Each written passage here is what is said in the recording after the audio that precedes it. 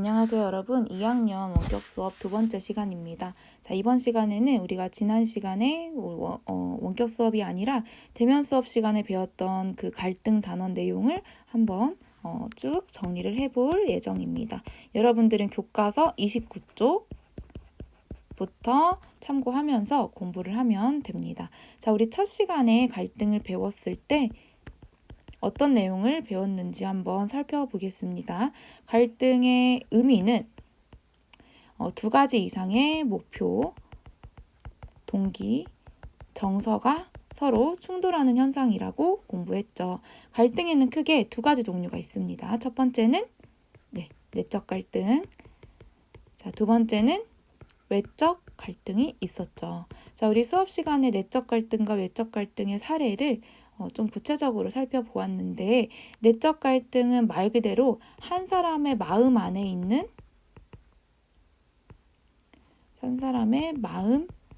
마음 속에 반대되는 욕구가 두 개 이상 있을 때 뭔가 어느 쪽을 선택하지 못하고 망설이는 상태를 내적 갈등이라고 하죠. 외적 갈등은 개인 간의 갈등, 그리고 개인과 집단, 그 다음에 집단과 그 다음 집단과 개인의 갈등 등등 외적으로 발생하는, 다른 사람과 발생하는, 그래서 서로 적대시하거나 불화가 생긴 상태를 뜻한다고 이야기를 했습니다. 자, 외적 갈등 중에서 집단과 집단 간 갈등 중에, 집단 사이의 갈등 중에 지역 이기주의가 있었습니다.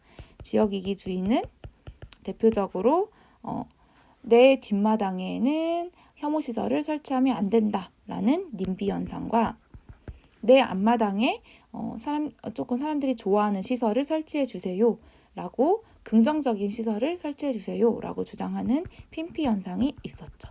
님비와 핀피는 대표적으로 지역 이기주의를 말하고 있는 집단 간의 갈등 사례입니다. 자, 그래서 이거 잘 기억을 하고 있어야 되고요. 그리고 갈등이 발생하는 원인은 크게 우리 세 가지라고 얘기했어요. 첫 번째는 이해관계가 충돌하는 거. 인간의 욕구는 무한한데 자원이나 지위는 한정되어 있기 때문에 그 한정된 자원을 둘러싸고 사람들이 더 많은 이익을 얻기 위해서 그 이해관계가 충돌해서 갈등이 발생할 수 있다라고 이야기를 했죠. 그리고 두 번째는 신념과 가치관의 차이. 신념과 가치관의 차이는 서로 중요하게 생각하는 어떤 가치관이 다르다라는 뜻입니다. 그래서 예를 들면은 여기에는 세대 갈등, 그리고 종교 갈등, 그리고 문화 갈등 등이 있다라고 이야기를 했습니다. 세 번째는 잘못된 의사소통입니다. 그러니까 사소한 일로 싸우게 되었는데 말을 하는 그런 나의 말투나 아니면 나의 그 대화 속에 있는 단어들 때문에 의사소통의 문제 때문에 갈등이 발생하기도 한다라고 이야기를 했습니다. 자, 여러분 31쪽 보면은 갈등 발생의 원인 찾아보기 생각 기르기 맨 위에 있습니다. 첫 번째 가해 사례는, 자, 교과서가 없으면 선생님이 설명하는 거 그냥 듣고서는 이해하면 됩니다.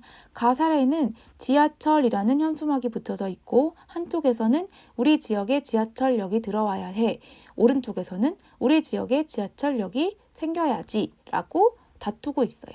자, 이건 대표적으로 어떤 문제 때문에 발생한 갈등 사례라고 볼 수 있을까요?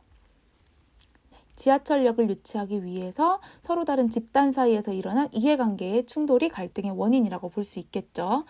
자, 오른쪽에 나 사례는 어떤 사례이냐면, 행복한 삶을 위해서는 왼쪽 여학생은 사회적 성공이 중요해 라고 말하고 있고, 오른쪽 남학생은 좋은 인간관계가 중요해 라고 말하고 있습니다. 자, 이 경우에는 갈등 발생의 원인이 행복한 삶을 살기 위해 필요한 조건에 대한 개인 사이의 신념과 가치관의 차이가 갈등 발생의 원인이라고 볼 수 있는 것입니다. 자, 그래서 31쪽의 가 사례는 이해관계의 충돌, 나 사례는 신념과 가치관의 차이라고 알아두면 되겠습니다. 자, 그 다음에 이제 우리 교과서 32쪽에 보면은 자료 1번에 소설 속에 나타난 내적 갈등 나와 있고 자료 2번에 순자가 말하는 예의 기원이라고 있습니다. 자, 우리 순자는 우리 수업 시간에도 얘기했는데 한 번 더 설명하겠습니다. 순자는 성악설을 이야기한 학자죠. 성악설을 얘기한 근거가 있습니다. 순자는 사람은 누구나 처음부터 욕망을 가지고 태어나는데 이 욕망을 그냥 자연 그대로 두면은 반드시 악한 행동을 하게끔 만든다라는 것입니다. 그래서 이 욕망 때문에 인간의 본성은 본래적으로 악하다라고 주장하는 학자가 순자였죠.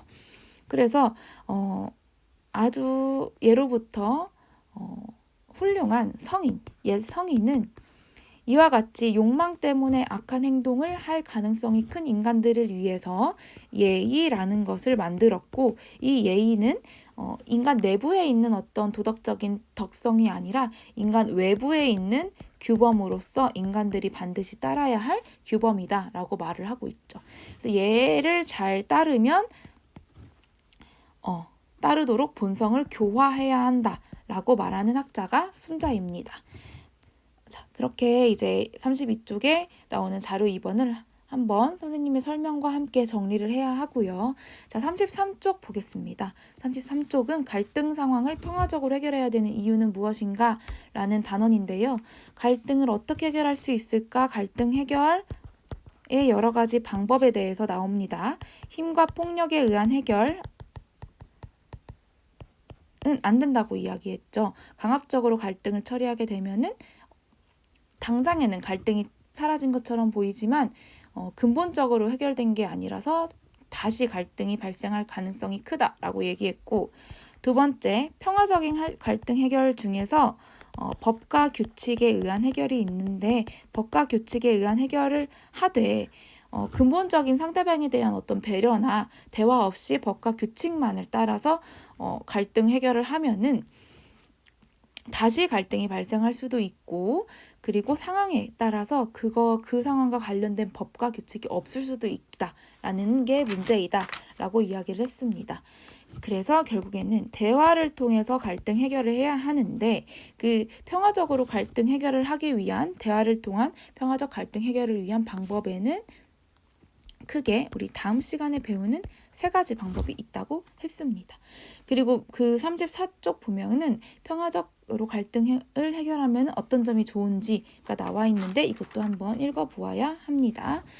자, 우리 37쪽 한번 넘어가겠습니다. 37쪽 넘어가면 평화적 갈등 해결을 하기 위한 필요한 자세, 객관적으로 바라보기, 상대방의 입장 상상하기, 그리고 나와 다른 생각, 존중하기, 역지사지 자세, 관용의 자세 필요하다라는 내용이 나와 있고요. 평화적으로 갈등 해결을 하는 방법 3가지 나와 있습니다. 당사자끼리 해결 방법, 협상, 제3자가 끼는 방법, 조정과 중재 있다고 이야기했습니다. 조정은 중립적인 제3자가 개입합니다. 개입하는데 당사자끼리 스스로 문제를 해결할 수 있도록 돕는 역할을 한다고 했죠. 그래서 양측이 정보를 잘 교환할 수 있도록 돕고 대안을 마련해서 갈등을 해결할 수 있도록 권하는 역할을 한다라고 했죠. 해결책을 내놓을 수는 있지만 그것을 받아들일지는 당사자가 선택할 수 있다. 당사자들이 선택할 수 있다라고 이야기를 했습니다. 그래서 조정을 하는 사람의 역할은 돕는 역할만 하는 거다. 심판을 보는 역할이 아니다. 라고 이야기를 했죠. 중재자는 신청한 갈등의 당사자들이 중재자가 내놓는 해결책을 반드시 따라야 된다는 점에서 조정과는 구분된다. 라고 이야기를 했습니다. 자, 우리 마지막으로 갈등을 해결하는 그 단계, 일반적인 단계, 갈등 해결의 단계를 먼저 살펴보겠습니다. 1단계에서는 객관적으로 바라보는 단계입니다. 그래서 우리 갈등의 당사자가 누군지 파악하고 갈등의 원인을 파악하는 단계라고 얘기했습니다. 그리고 갈등의 당사자 사이에 대립하는 가치나 이익은 무엇인지를 파악하는 단계가 1단계입니다. 2단계는 멈추고 반성하는 단계인데 여러 가지 갈등 해결의 방안, 대안에 대해서 생각해 보는 단계라고 이야기를 했죠. 그래서 상대방의 입장에서 문제 상황을 상상해 보았는지, 그리고 갈등의 당사자들 중에서 추구하는 가치나 이익, 갈등의 당사자가 추구하는 가치나 이익 중에서 비도덕적인 거 없는지, 그러니까 보편적 가치에 맞는지 한번 확인해 보는 단계고, 갈등의 당사자 모두가 만족할 수 있는 해결 방안을 찾는 단계입니다. 자, 마지막 3단계는 2단계에서 찾은 해결 방안 중에 한 가지를 선택해서 실천해 보는 단계죠. 실천해 보고 결과를 한번 검토해 보고 수정해야 될 부분이 있다면 수정해야 될 부분이 있다면 한번 성찰해 보는 그런 단계입니다. 자, 이렇게 이번 시간에는 갈등 단원에 대해서 한번 우리가 배운 내용을 정리를 해보았습니다. 자, 우리 2학년 학생들은 시험이 얼마 남지 않았죠. 그렇기 때문에 오늘 수업 시간에 나간 내용을 꼼꼼하게 선생님이 얘기한 내용이 아니더라도 교과서 보고 잘 정리를 해야 합니다. 교과서 내용을 다 꼼꼼하게 보세요. 자, 그럼 이번 시간 수업을 마치겠습니다.